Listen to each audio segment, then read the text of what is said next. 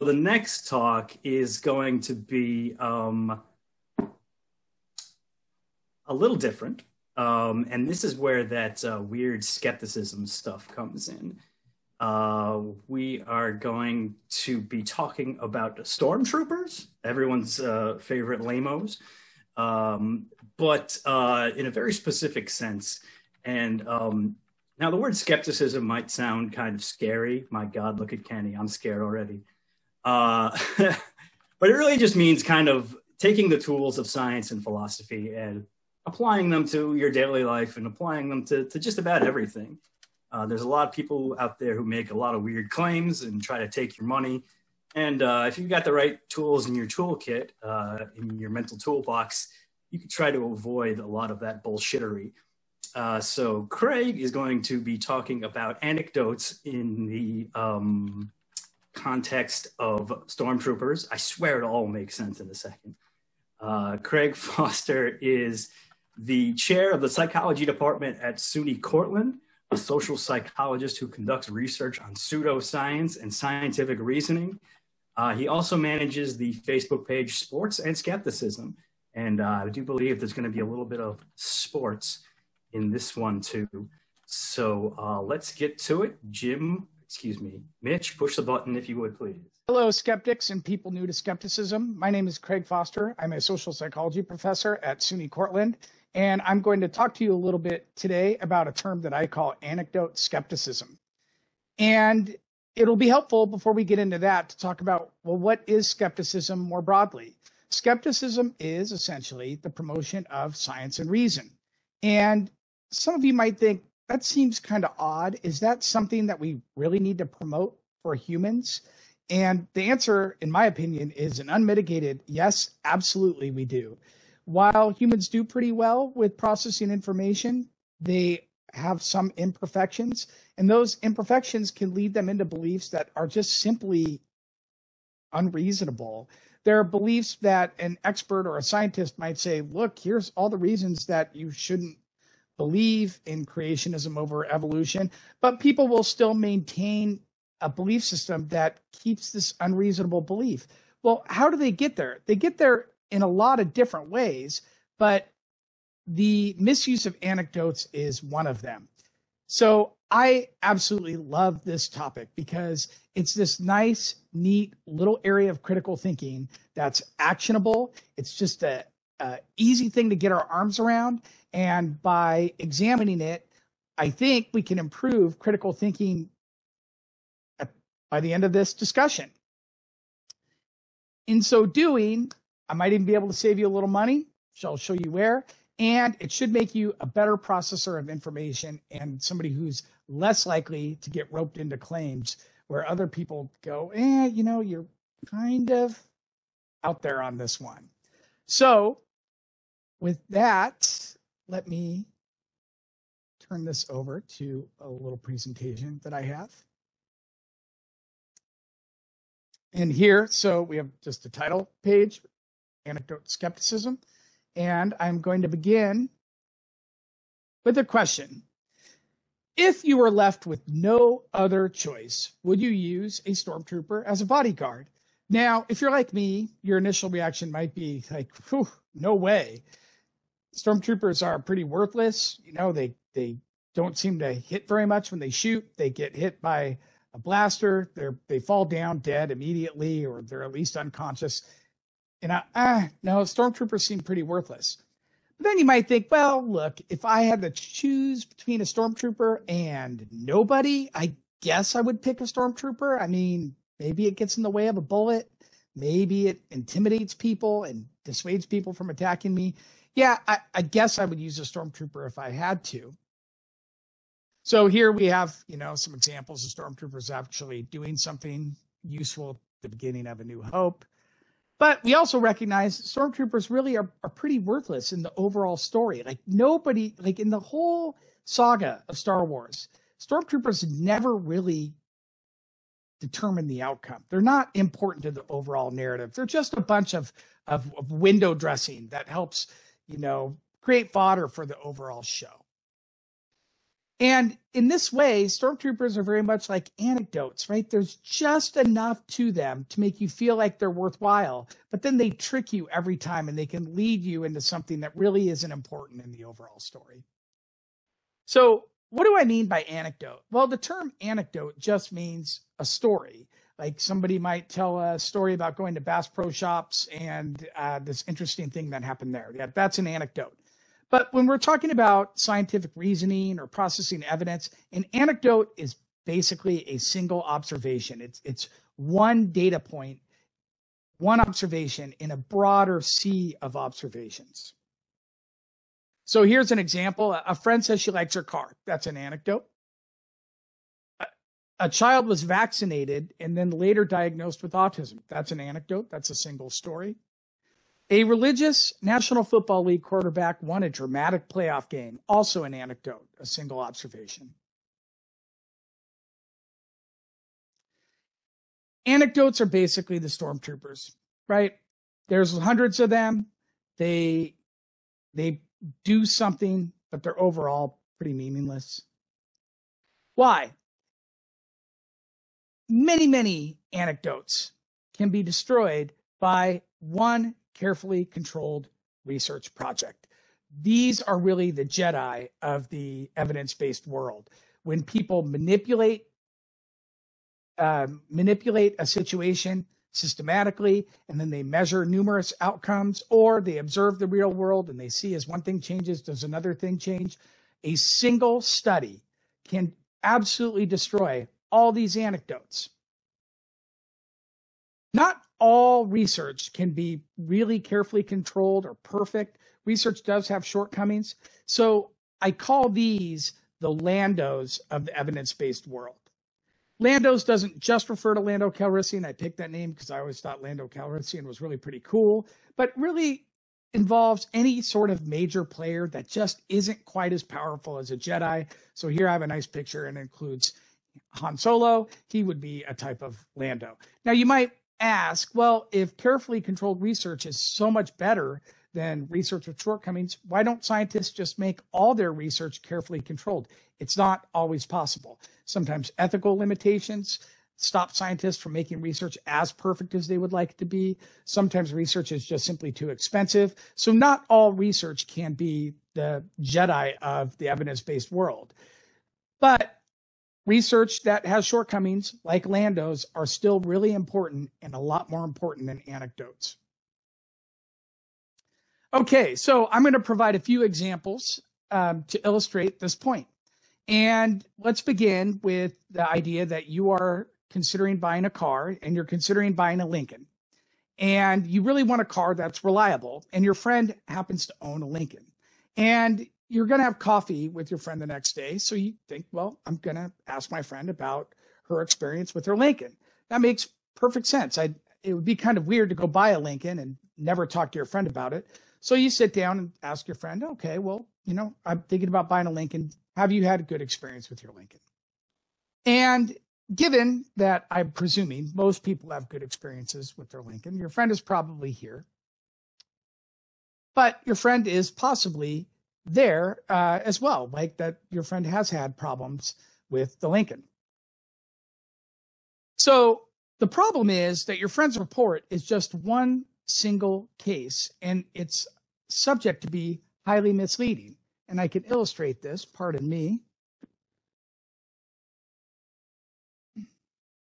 by putting some numbers to it. So let's say that 90% of people within the first year, your friend's owned her Lincoln for a year, 90% of people haven't had any problems with reliability over the first year. So that if you had 10,000 observations, that would mean 9,000 people, of course, had no problems and 1,000 people did. And your friend randomly could be in either group, probably here, possibly down here in the problems group. And I can illustrate this by using a 10-sided die that I got from my daughter's D&D materials with her permission. I didn't steal it or anything like that. So I will say that if it's a 1, your friend had problems. And if it's anything other than a 1, your friend didn't have any problems. And I roll the die and I get, a 2. We were close, but no 1. So your friend had no problems with the Lincoln. And so you talk to your friend says, okay, I didn't have any problems with Lincoln. You feel good about that. You like Lincoln. Lincoln's all great. The problem is a lot of people just stop there and they go, okay, I got this anecdote. I wanted to buy a Lincoln. Seems good enough to me. But this is the folly of over-reliance on anecdotes. The data you really need, or the evidence you really need, is a systematic review of all these observations. Here's the thing. It isn't hard to find. I looked this up preparing for this talk. Wasn't planning to buy a Lincoln. And I found this article. There's the link in case you care. And I got this excerpt out of it. The Consumer Reports rankings reflect the magazine's predictions of 2021 model year reliability based on vehicle performance data reported by more than 300,000 car owners. Ford's luxury brand Lincoln was the last. That systematic review of Lincoln reliability is obviously far greater than your friend's single report, and in this case, a report that would be misleading. That might lead you to believe that Lincolns are really reliable, when in fact, a more systematic review conducted by Consumer Reports, not by me, shows that Lincolns are actually fairly poor in reliability. One thing I find interesting is, how does an organization convince you of something when systematic evidence doesn't support that? Well, they can turn to anecdotes. In particular, it's always easy to use testimonials. Testimonials are basically hand-picked anecdotes. A car company could randomly select anecdotes and include the poor ones, but for obvious reasons, they're not likely to do that if they want to sell cars and remain profitable. So you can always sift through these anecdotes and just broadcast the ones that are favorable to your organization. In the case of Lincoln, you can do what other car companies do, and you can actually just pay celebrities to make these weird commercials where they report liking a Lincoln. One could construe these as basically fictional anecdotes, right? You're giving celebrities a script, or anybody a script, to say they feel a certain way about a product, which they might or might not privately feel. All right, here's another example going into the world of anti-vaccination. Anti-vaccination relies heavily on hand-picked anecdotes. So one thing anti-vaccination proponents will do to support their point of view is they will point to the number of vaccinated children who were subsequently diagnosed with autism or somewhere on the autism spectrum disorder. Perhaps the most famous example of this type of tactic was Jenny McCarthy, who would, in promoting anti-vaccination, would talk about her son being vaccinated and then later being diagnosed with autism. And then here you can see that Jim Carrey was supporting her in this cause. And here's the thing. Nobody disputes that this group exists. Nobody, no scientist, nobody has any issue with the idea that some children who have been vaccinated later were diagnosed with autism. The issue is whether that relationship is causal. Now, to just say some children were vaccinated and later developed autism or were diagnosed with autism, that isn't scientific. You could just as easily say some children watched Barney and they later were diagnosed with autism. We should all be worried that Barney is causing children to develop autism. Obviously, if you step back and get away from the anecdote, you realize that if there is a causal relationship between being vaccinated and being diagnosed with autism or developing autism, it should show itself systematically in really a remarkably simple design that anybody who's developed sufficient logical skills, and most people have, can understand.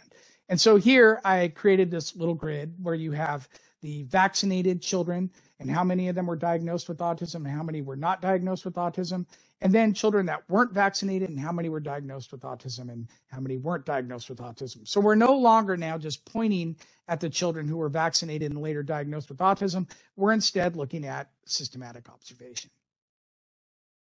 There have been several studies that have examined this, and they all come to the same conclusion. They cannot find a relationship between being vaccinated and the risk of developing autism. So here you have a study that was conducted by Madsen and colleagues, over 500,000 vaccinated children. It revealed no evidence for elevated risk with regard to autism. That is a Jedi. And then here you have another study conducted by Honda and colleagues. And this one I thought was really rather clever. They found a hospital phased out MMR vaccination. That's the measles, mumps, rubella vaccination. And so they examined the children that were not vaccinated as a part of this program. And what they found was that the rate of autism diagnosis continued to go up in the same trend, even as the MMR vaccination was phased out. So really compelling evidence that vaccines are not linked to autism. That's another Jedi.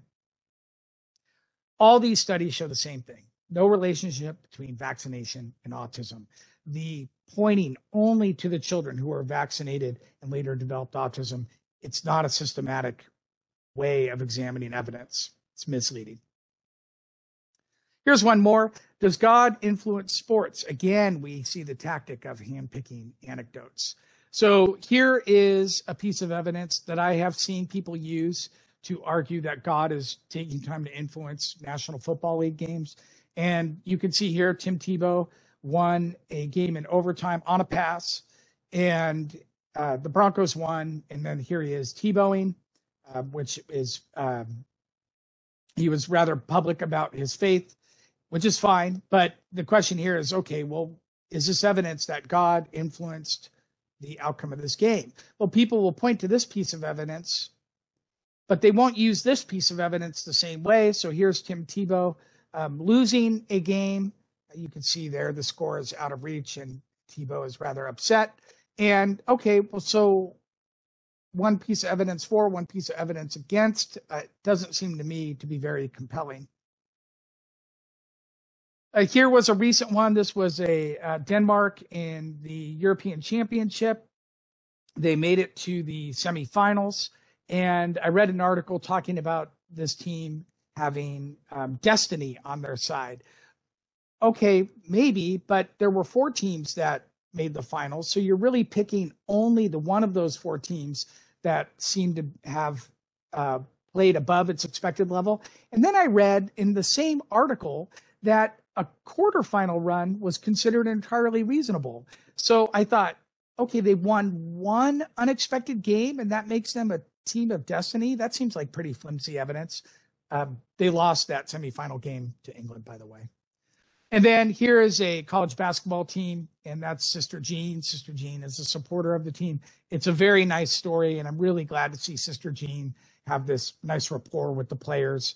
And but they've made a couple of very nice runs in the NCAA tournament, and people will see that as potential evidence that God must be somehow helping the basketball team in some way. The problem with the God in sports theory is it's really difficult to test because, first of all, some people keep their religiosity rather private. So you don't really know, like, it seems rather possible that opposing quarterbacks are similarly religious. They're just not as public about it as Tim Tebow is. And then another issue is that the individuals are often just one part of a team. So were there no Pittsburgh Steelers that were really religious? And if they were religious, I'm sure some of them were. Why is God caring only about Tebow and not those other players? So it's a really difficult claim to get systematic evidence on. A student and I attempted to do so, and what we examined was religiously affiliated versus secular schools in the first round of the NCAA basketball tournament. So we coded whether schools were religiously affiliated or secular, and then we examined whether they won or lost, and we found no evidence that the religiously affiliated schools were performing more effectively than or winning at a higher rate than the secular schools. So when we looked at it that way, no evidence of God helping religiously affiliated institutions. What is the take-home message with all of this? Anecdotes mislead people. Anecdotes are highly variable, right? They're just an N of 1, so they can look like they're entirely in favor of a claim or that they're entirely inconsistent with the claim. and they are subject to being handpicked. Testimonials are typically handpicked anecdotes. This is a rather easy problem to solve. You inoculate yourself with anecdote skepticism. So somebody's got a story or a single observation that supposedly supports a claim. So what, right? It's not there. It's the stormtrooper of the evidence-based world. It's worth it's worth basically nothing. And you really should turn to systematic evidence, and whether you have Jedi or Landos to support your claim. That's all I have. It's really easy when you're out in the real world. Just remember and practice not being swayed by anecdotes and remembering that they can be handpicked. This is going to make you a better consumer of information and somebody who is just less likely to start going down that rabbit hole of a claim that really isn't reasonable from a more solid, evidence-based, critical thinking type of perspective. I really hope this helps. I love the topic. Be an effective processor of information out there, and that's all I have. Thank you very much, and good day and good luck. All right, that was Craig Foster. I hope everybody enjoyed that. A little tongue-in-cheek, great demonstration of anecdotes versus systematic evidence. Guys, if you want to ask Craig questions, I'm going to bring him up right now. I think don't even bother with the raise hand. Just in the chat, just type out question in all caps, and we'll see it. I think that'll be a little easier. So I'm going to Craig, are you there? I think so. Can you hear me? I think so too. Look at that. Yeah, we got you. I've got my daughter here with me. She's a big Star Wars fan, and she loved the first talk, so it's been great. That's fantastic. Good to see. Good to see. So you actually, I put your Tom Brady article in the chat, which thank you. Enjoyable, because you have the Facebook page, of course, Sports and Skepticism. So I know this past February, every February I like to do. Obviously, there's a lot of this, what we call skepticism on AIPT Science all year long. But in February, I like to really overload on it. And this year we had 29 articles in 28 days about skepticism in pop culture and skepticism of pop culture. And I asked you, what did I was looking for you to do a cupping article or something, because a lot of athletes cup now, which is a ridiculous thing. But you said, no, I've got a different idea. I'd rather do this. And tell us how you came up with this. With the Stormtrooper thing? Yeah. I don't honestly remember. I think we were watching Star Wars and really into it, and it just occurred to me that just anecdotes are so commonly used, but they're just pretty worthless in terms of exchanging information. And you just had to pick on the poor stormtroopers. I did. It's a little cliched, so I almost didn't want to do it, but the analogy just fit. I just had the image of that. I think thinking scientifically, you realize that, especially with anti-vaccination, and there are other examples, that one study just can undo hundreds and hundreds of anecdotes. And so in this way, it's kind of like, Obi-Wan taking on, a bunch of clones? Yeah, actually, he does take on both a bunch of clones and a bunch of stormtroopers. There you go. I love Star Wars, but my daughter ran backup for me on this. Consult with her, along with Mary Bork of Colorado Skeptics. I ran the article by her. Oh, excellent. Yeah. That's peer review right there. That's a real peer review in action. Yeah, she, one version of it had Porkins in it. There was somewhere, I think there was or maybe it was in the article, but about how if you're an overweight bearded man, you're destined to be killed somewhere and on a planetary surface. But a corollary of the red shirt hypothesis. Yes. So, but anyway, I thought the analogy fit really well, because humans will tend to do this thing of it really comes from the idea that lots of bad evidence is still bad evidence. And lots of stormtroopers are still a poor defense of almost anything when they go up against a Jedi. So somehow the image just occurred to me, and then I ran with it. Yeah, I will kind of push back a little bit on something you said towards the end, where you were like, well, it's pretty easy. You just don't pay attention to anecdotes and go by the evidence. But of course, you and I know it's actually not that easy. Human beings are kind of wired to believe stories because that's how we communicated, thousands of years ago, hundreds of thousands of years ago. Yeah, I'd want you to push back on that. In fact, you could see that I caught myself and I said, remember, and then I said, well, practice, because, we're not going to walk around all day and go, anecdotes. So, it gets lost in the translation of everyday life. But with a bit of practice, I do think people can slowly learn maybe better habits and better critical thinking. In particular, one person tells you a restaurant's bad. Okay, that's highly variable. But I think even more important than that, recognizing handpicked anecdotes. In terms of promoting pseudoscience, there's probably a list of 100 tactics that we could come up with, but some are more popular than others. And the handpicked anecdotes is a really, really way that people hook you, because it does work. And what we'll say when we're teaching sometimes is these things work because functionally they sort of work day to day, right? Like the example I'll use is your friend eats a berry and then falls over and vomits a half hour later. Well, you don't eat the berry, you're going to be fine. So it's that glimmer of truth that make anecdotes work for people. But if you can learn to step back and say, okay, what is the systematic evidence here? You can sometimes learn that the systematic evidence is entirely different than anecdotes will have you believe. And that is, anti-vaccination is a huge example of that. Another one would be with climate change, right? Only when it's particularly cold out, people will go, climate change, it's cold today. And you're like, okay.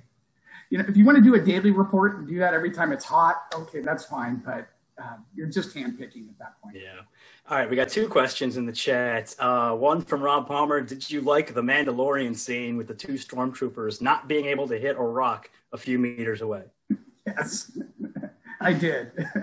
I liked all the Mandalorian, but yes, I appreciate that. I also appreciate whoever created the hit ratio for stormtroopers that's out there somewhere. And then the debate about, well, at the beginning of A New Hope, they were briefly, decent. So yeah, all good. Actually, I want to go with this other one from Rob. Can you relate public reviews like on Amazon with anecdotes?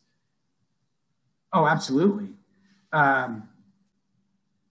Obviously, the question is whether that is a random sample.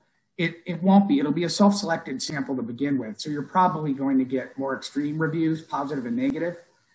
Even then, would I wonder, is it relatively balanced? I don't know. And honestly, I don't want to sound overly paranoid, but I would worry that I really just don't know whether there are bots that people use to skew those reviews behind the scenes. I would say they definitely have their friends come in. And yeah, especially with the small sample size. With the bigger sample size, I suppose I would start to trust it, but I don't have enough information to know how reliable those are. I would say it's better than one random testimonial, but I really don't know how representative those testimonials are on Amazon. When I look at Amazon reviews, I always look at I try to go to the 5 stars and the 1 stars and see what the people are saying. Of course, every book about evolution, there's always a bunch of creationists 1 star bombing the thing, and it just looks weird. But you can tell it's not if you look. And I think that's a good tactic, because you can look at that and then ask yourself, well, how reasonable are these arguments that people are making? And you don't just want to go to source credibility, right? Like this person's a PhD and this person isn't, because PhDs can say dumb things and people without them obviously can say really intelligent things. But sometimes you do see like, wow, this circle of experts tends to support this idea. And then the person that's really against this is, like basically the Joe's Crab Shack theory of of science, and you're like, wow, I'm not really buying what you're backing up. Or sometimes those reviews will have arguments that you can see are just really not reasonable. So that kind of deeper dive can really help. All right. Well, sorry we couldn't get to all the questions. We got to move on. Maybe Craig, if you want to address a couple in the chat during the next talk, that would be fine. If not, take a break. You earned it. All right. Thank you so much.